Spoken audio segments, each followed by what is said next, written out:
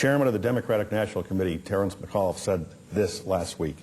I look forward to that debate when John Kerry, a war hero with a chest full of medals, is standing next to George Bush, a man who was AWOL in the Alabama National Guard. He didn't show up when he should have showed up. Yeah. How do you respond? Political season's here. I was served in the National Guard. I flew F-102 aircraft. I got an honorable discharge. I've heard this ever since I started running for office. I mean, it's I put in my time, proudly so. I would be careful to not denigrate the Guard. It's fine to go after me, which I expect the other side will do. I wouldn't denigrate service to the Guard, though. And the reason I wouldn't is because there's a lot of really fine people who've served in the National Guard and who are serving in the National Guard today in Iraq.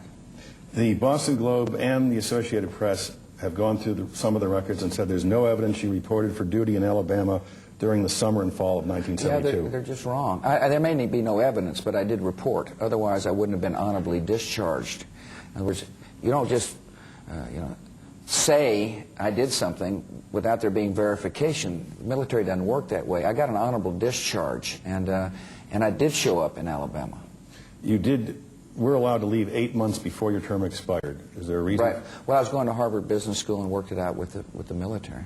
When allegations were made about John McCain or Wesley Clark in their military records, they opened up their entire files. Sure. Would you agree to do that? Yeah, listen, these files have been, people have been looking for these files for a long period of time, trust me. And starting in the 1994 campaign for governor.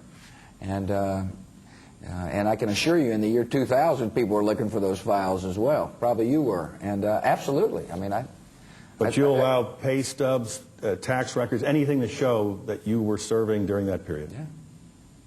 We still have them, but the records are kept in Colorado, as I understand, and they scoured the records. And I'm just telling you, I did my duty, and it's politics to kind of ascribe all kinds of motives to me.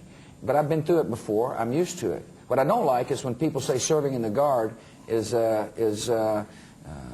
may not be true service. But you authorized release of everything to settle this. Absolutely. We did so in 2000, by the way. Were you in favor of the war in Vietnam? I supported my government. I did. And would have gone had my unit been called up, by the way. But you didn't volunteer or enlist to go. No, I didn't. You're right. I've served. I flew fighters and enjoyed it and provided a service to our country. In those days, we had what was called Air Defense Command.